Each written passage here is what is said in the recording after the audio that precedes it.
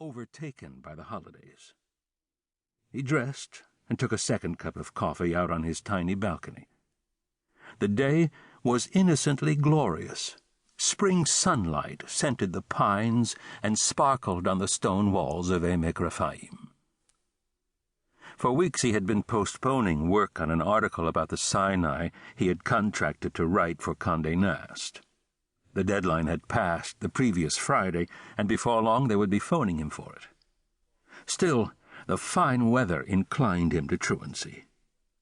When at last he went to his desk, his open appointment book confirmed the date, Easter Sunday in the Latin Church, and also the 16th of Nisan. Passover had arrived the day before. On a sudden impulse, Lucas decided to go over to the Church of the Holy Sepulchre. Bethlehem Road was nearly free of traffic. In spite of its elderly population, Lucas's neighborhood in the German colony was the most secular in the city, and its atmosphere was never one of piety. Old couples strolled in the spring sunshine. The day before, he had seen a few young families loading their Volvos for camping trips in the desert or the Galilee. But walking up the nearly deserted avenue, past the terraces of the Cinematheque, under the ramparts of the Church of Scotland hospice adorned with its bonny blue flag, he could feel the gravity of the ancient city across the canyon. 100 tour buses were parked in the streets under the old city walls. At the distant Jaffa Gate, he could see the swaying forms of mounted policemen herding a pressing crowd of bright pilgrims. At the other end of the fortress, a line of devotees toiled single file up the slope to the Zion Gate.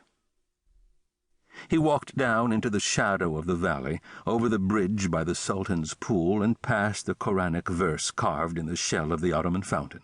"All that is created comes of water," it read.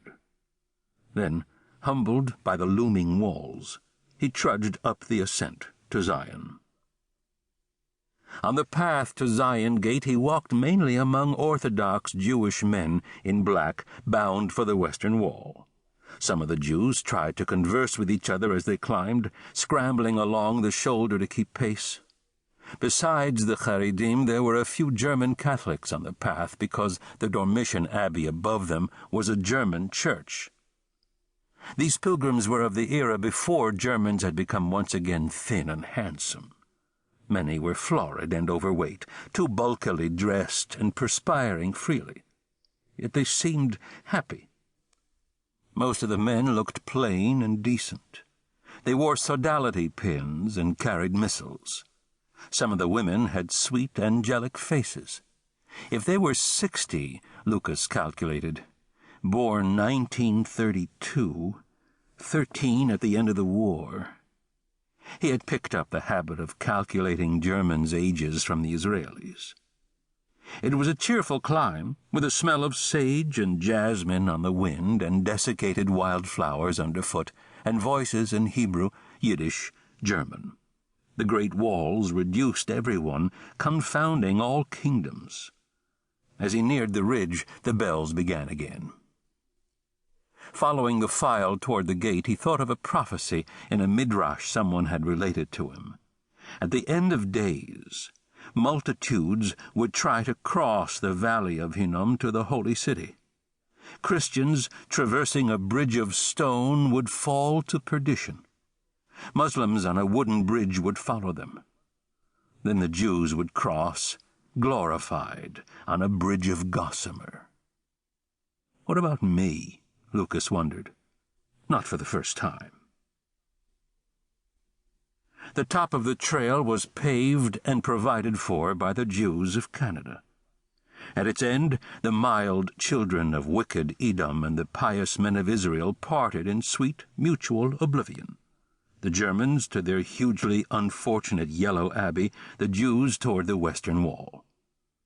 Lucas went his own way, north on Armenian Patriarchate Road. There he encountered more Haredim headed for the wall, putting the confusions of Easter behind them. In front of St. James's Cathedral, teenage Armenian acolytes were dressing their ranks for a Sunday procession. On this conjunction of sacred seasons, the Jews